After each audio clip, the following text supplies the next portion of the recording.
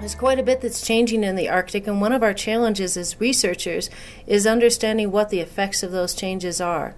For this experiment, what we wanted to do is see if we could use unmanned aircraft to monitor both ice and ice seals out over the Arctic Ocean.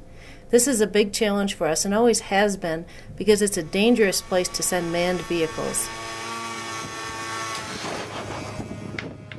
Well, I work with a number of Arctic researchers, and we all have the same problem. There's very little data out over the Arctic sea ice. I was talking with biologists about the most pressing needs to understand in the Arctic. I wanted to understand the ice, my colleagues wanted to understand the seal populations, and we realized how closely those two are interlinked. There are so many stressors going on in the Arctic right now.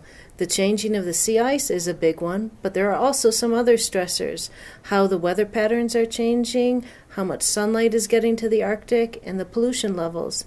Unless we look at how many seals are up there and how their populations are changing, we really can't estimate what's going on with them.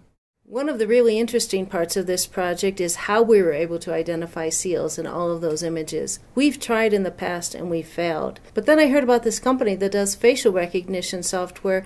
If they're able to tell faces out of the crowd and identify who is who, I thought they might be able to use that expertise with our problem up in the Arctic. They've been successful in identifying seals in some of the most complicated snowy areas up in the Arctic. The Boulder Labs folks really surprised us. Without their expertise, we wouldn't have had such success.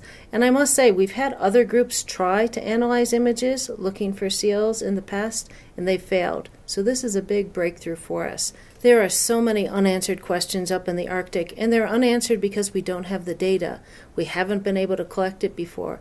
But now that we have unmanned aircraft and have proven the technology for looking at the Arctic, we'd like to ask how the ice is moving, what's happening to the polar bears. We have so many questions that we're excited to address now that we realize we can do it.